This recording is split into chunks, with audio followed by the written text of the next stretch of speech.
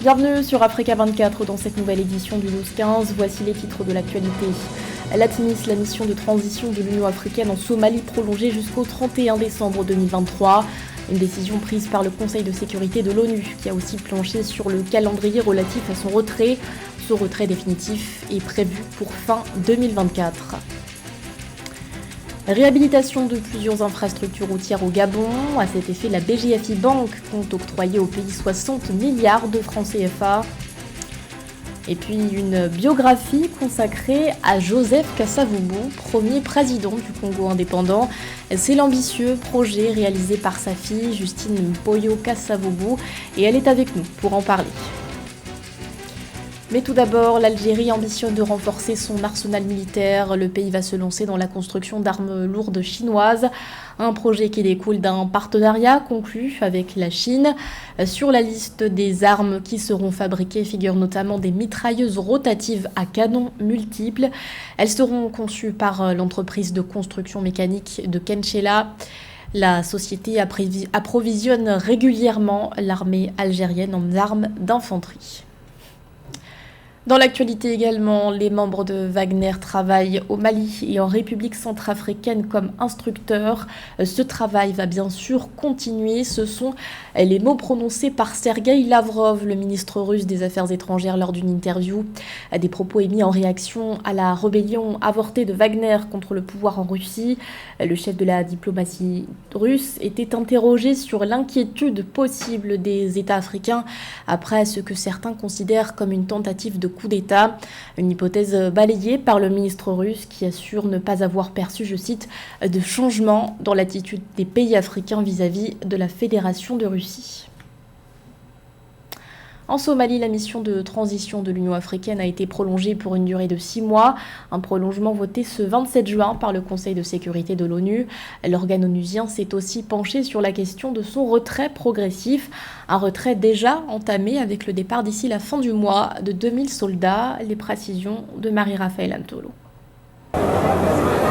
Le mardi 27 juin 2023, le Conseil de sécurité de l'ONU a renouvelé pour 6 mois l'autorisation de la force de l'Union africaine en Somalie. Ainsi, la force de l'Union africaine, qui avait déjà entamé un retrait, devra attendre jusqu'à fin septembre pour le départ de 3000 soldats supplémentaires. Ainsi, le contingent de la mission de transition africaine en Somalie, qui comptait plus de 19 000 militaires et policiers, devra être réduit à 0 d'ici fin 2024, avec un transfert progressif de ses activités aux forces somaliennes. Le retrait est presque terminé.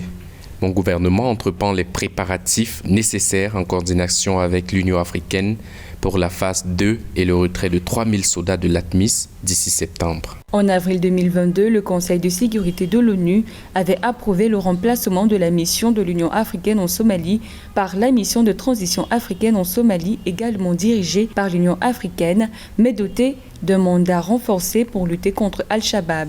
Conformément aux résolutions précédentes du Conseil de sécurité, ATMIS a commencé à retirer 2000 soldats, un processus qui devait s'achever en fin juin. Cependant, la résolution autorisant ATMIS jusqu'à fin 2023 a été adoptée le 27 juin à l'unanimité et fixe un nouveau plafond de 14 626 personnels en tenue du 1er octobre au 31 décembre. Ce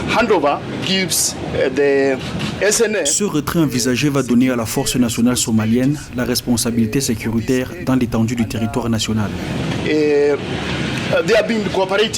Dans le cadre de cette résolution, le Conseil de sécurité de l'ONU s'est cependant dit prêt à revoir ces chiffres à la lumière des résultats d'une évaluation technique qui sera fournie par la Somalie et l'Union africaine d'ici le 15 septembre, notamment pour évaluer la première phase du retrait et fournir une analyse claire pour dicter la ligne de conduite pour le retrait envisagé. 60 milliards de francs CFA, ce sont les fonds que compte débloquer la BGFI Bank au profit du Gabon. Une enveloppe qui permettra au pays de financer la réhabilitation de plusieurs infrastructures routières. Parmi les chantiers concernés, la route Ndende-Chibanga. Les détails avec Samantha Sabiro-Sabubanga. Pour réhabiliter 2000 km de route, l'exécutif gabonais a obtenu de la BGFIBank une enveloppe de 60 milliards de francs CFA, a fait savoir le ministre des Travaux publics, de l'Équipement et des Infrastructures chargé de la connexion des territoires, Toussaint Kouma Eman, lors d'une rencontre avec toutes les parties prenantes du programme routier. Cet accord de financement entre l'État gabonais et le principal groupe bancaire d'Afrique centrale devrait permettre de relancer des travaux à l'arrêt depuis plusieurs années. Nous tenons principalement à deux choses. La qualité du travail, parce qu'il nous faut des routes telles que convenues dans les cahiers des charges. Les délais sont très importants et nous verrons à cela, nous n'avons pas d'inquiétude particulière. Nous sommes convaincus que vous allez le faire. Grâce à cet investissement, les projets routiers majeurs pourront rapidement reprendre. Parmi les chantiers à relancer figurent les routes de Mwanda-Bakumba, Ndende-Tubanga, Tubanga-Moabi et Farosol-Benga, ce qui représente près de 2000 km de routes à construire. Nous sommes sûrs que nous serons payés dans les meilleurs délais et nous pensons aussi que les travaux vont se faire très rapidement. Nous allons faire de notre mieux pour que cette route-là soit très rapidement réhabilité. Selon des données officielles, seulement 2000 km de routes au Gabon sont praticables sur un linéaire de 10 000 km. Ce programme devra donc permettre la remise à niveau de plusieurs routes en terre, notamment l'axe majeur qui est la voie dite économique reliant Libreville à Franceville. Le secrétariat de la zone de libre-échange continentale africaine et la United Bank for Africa s'engagent en faveur du développement des petites et moyennes entreprises africaines. Les deux parties ont scellé un partenariat stratégique pour stimuler le commerce intra-africain. Dans cette optique, la banque va débourser au cours de ces 3 prochaines années 6 milliards de dollars. Parmi les secteurs ciblés, l'agro-industrie, l'automobile ou encore l'industrie pharmaceutique. Fratanda Kaisenga.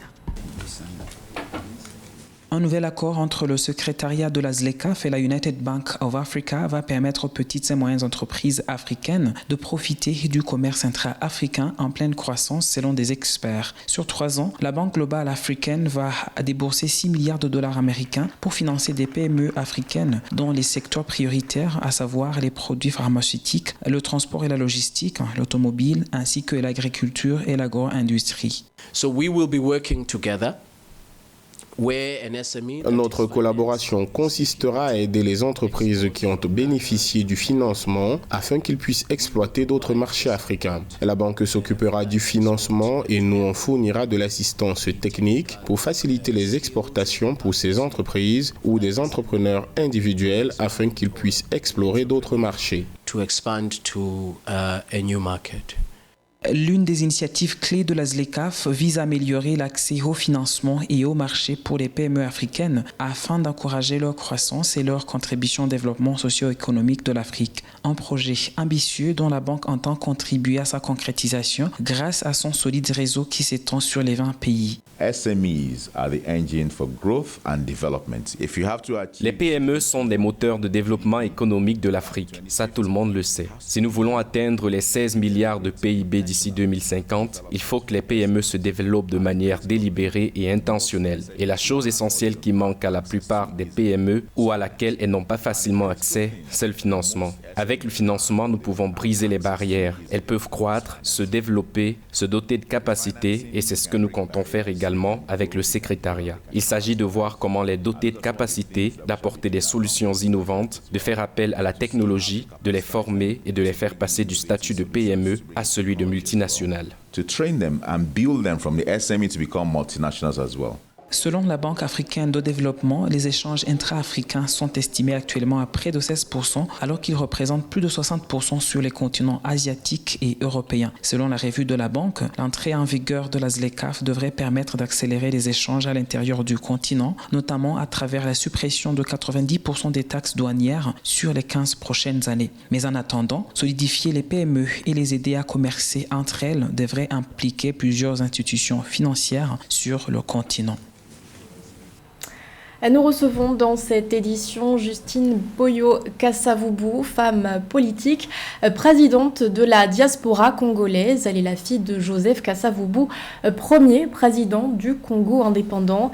Et elle vient nous parler de son ouvrage Kasavubu, biographie d'une indépendance, un livre consacré à la vie de son père. Bonjour madame. Bonjour madame. Merci d'avoir accepté notre invitation. Qu'est-ce qui vous a poussé à l'écriture de cet ouvrage? On imagine le long travail de recherche que vous avez dû effectuer. Effectivement, c'était un très long travail, mais je dois tout de suite vous dire que c'est une prise de conscience générale qui m'a vraiment motivée. Mais aussi, je me suis rendu compte que Joseph Kasavubu, le premier président de la République démocratique du Congo, est peu connu ou mal connu, ou insuffisamment connu. Et il m'a paru tout à fait important, à partir du moment où je disposais d'archives inédites, de pouvoir écrire ce livre, parce que il y a un destin là qui est tout à fait exceptionnel, et les augures qui précèdent la naissance de Joseph Kasavubu sont vraiment tout à fait extraordinaires, parce que je dois vous rappeler ici qu'il y a une légende qui a précédé sa naissance, et cette légende faisait état de la naissance prochaine d'un garçon dans la contrée du Mayombe qui sera chef du Congo, et on le reconnaîtra par un signe particulier à la plante des pieds. Et donc, les missionnaires se sont activés pour, évidemment, chercher à savoir dans quel recoin de nos contrées lointaines naîtrait ce petit garçon, parce qu'évidemment, pour eux, après l'épisode, l'éruption de Simon Kimbangu, le prophète, ils se disaient, mais dans la même province, avoir encore un rejeton qui va diriger le Congo, alors que nous sommes en pleine colonisation, ben, c'était quand même aussi un challenge pour les missionnaires. Et puis, donc, Joseph Kasavubu vient au monde, et c'est aussi une part de notre ancestralité qui s'est exprimée, parce qu'au moment où il vient au monde, eh bien, son père, Mvubu Siku, est accusé injustement par les villageois, et il y a un procès qui se tient. Et au moment où son père est victorieux de ce procès, parce qu'on l'avait accusé d'adultère, évidemment, il n'était pas du tout coupable. Alors, cet enfant, évidemment, vient au monde dans ces circonstances. Et lorsque l'épreuve suprême du poison, c'est-à-dire l'épreuve du Kassa, a été vaincue par le patriarche Mvubu Siku, eh bien, il estime que l'enfant qui vient de naître doit porter le nom d'un Kassa, c'est-à-dire l'enfant qui est sorti de l'épreuve et qui est destiné à vaincre les épreuves. C'est l'origine du nom de Kasavubu. Vous l'avez dit, un destin assez impressionnant. Votre père fut le père de l'indépendance congolaise, mais également le premier président du Congo indépendant. Il sera destitué en 1965 par le général Mobutu Sese Seko. Avez-vous eu des souvenirs de ce coup d'État? Mais écoutez, c'est d'abord une déchirure. C'est aussi la souffrance d'une trahison, parce qu'évidemment, jeune enfant, j'ai eu l'occasion de temps en temps. Écoutez, moi je suis née dans la décennie de la décolonisation, donc j'ai eu quand même le temps de voir ceux qui fréquentaient notre père. Et donc c'est d'abord une déchirure, mais c'est aussi un profond sentiment d'injustice, d'ingratitude aussi, puisque notre père a voulu vraiment africaniser nos institutions et donner la chance à tout le monde pour pouvoir gérer le pays.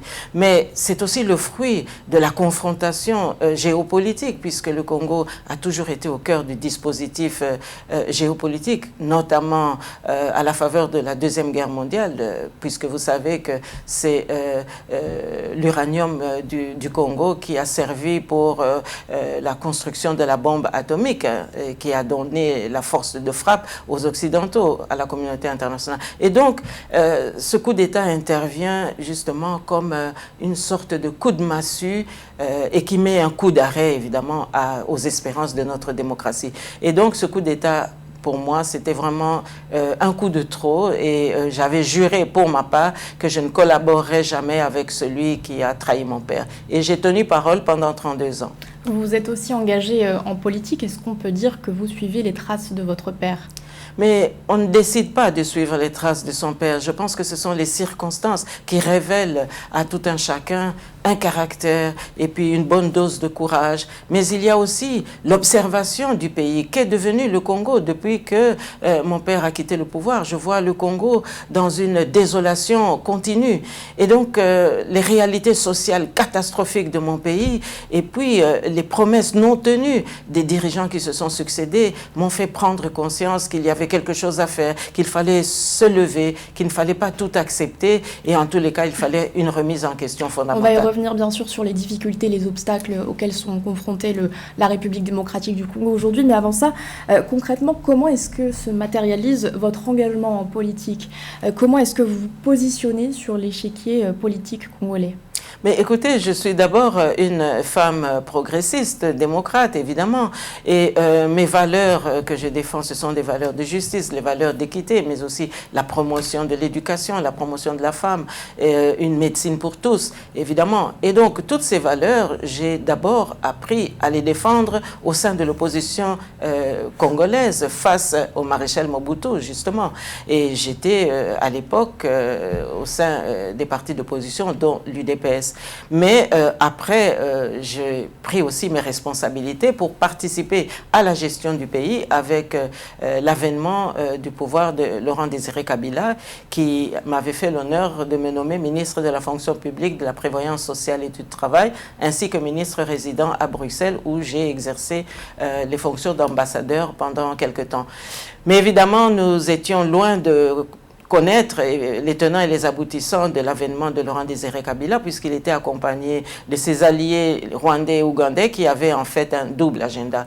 Et je pense que cette conjoncture n'a pas permis que nous puissions continuer cette collaboration. Donc j'ai démissionné et depuis lors, je m'inscris dans la lutte pour la restauration de la République démocratique du Congo, ce qui veut dire que j'ai pris part à certains événements politiques importants. Notamment, j'ai été candidate à la présidentielle en 2006, mais tout le monde sait évidemment que depuis lors, notre pays est en expropriation, si j'ose dire, parce que les alliés de Laurent Désiré Kabila ont finalement envahi notre pays et donc nous sommes sous occupation. Quel regard vous portez justement sur la crise qui secoue l'Est de la RDC?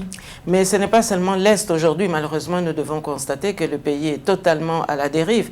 Mais effectivement, à partir de l'Est, c'est une désolation totale. C'est depuis plus de 20 ans que le pays est occupé, que les femmes sont massacrées. Vous savez que les femmes payent un lourd tribut. Elles sont massacrées. Les viols sont utilisés comme armes de guerre, vous le savez bien. Et donc, les mouvements rebelles à répétition entretenus par le Rwanda et l'Ouganda font l'actualité encore aujourd'hui. Et donc, ça fait perdre totalement le pouvoir d'achat de notre population qui ne vit plus. Une population qui est totalement moribonde.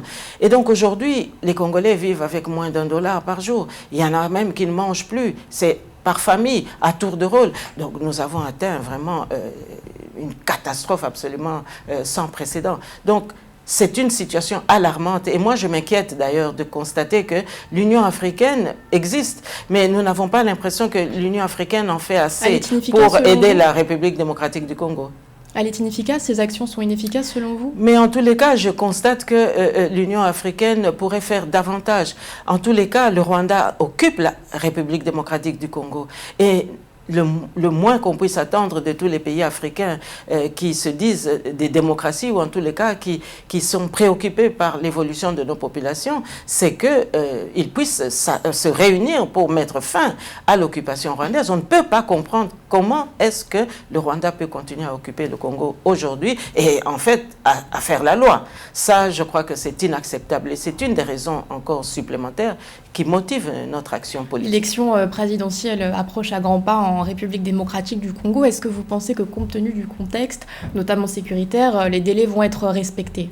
Mais écoutez, que les délais soient respectés ou pas, moi je pense qu'il y a une situation d'alarme, une situation catastrophique. Le Congo est un non-État aujourd'hui. Le Congo n'est pas gouverné. Le Congo vit dans une anarchie absolument incroyable. Alors, moi, je crois aussi qu'aujourd'hui, toutes ces institutions qui gangrènent une omniprésence dans notre pays, on doit voir clair. La MONUSCO est là depuis plus de 20 ans, mais la MONUSCO ne fait rien. Au contraire, au pire des cas, la MONUSCO assiste au pillage de nos matières premières, participe même à certains massacres sans rien dire. Et donc, il est grand temps qu'on remette en question un peu tout cela, mais surtout qu'on mette fin à l'omniprésence du Rwanda. Et c'est la raison pour laquelle, moi, je crois que nous devons interpeller les puissances occidentales qui soutiennent le Rwanda et qui pillent aussi, par procuration, finalement, nos matières premières. Je crois que le moment est venu que nous puissions dire, nous, les Congolais, que c'est avec les Congolais que la communauté internationale doit pouvoir traiter. C'est avec le Congolais qu'on doit négocier nos matières premières et pas avec les Rwandais ou les Ougandais. Merci Justine Mpoyo Kassavubu d'avoir répondu à nos questions. Je rappelle que vous êtes la présidente de la diaspora congolaise et vous êtes l'auteur de Kassavubu, biographie d'une indépendance parue aux éditions Samsa. Merci. Je vous remercie, madame. C'était le journal de la rédaction. Merci de l'avoir suivi. L'actualité continue sur Africa 24.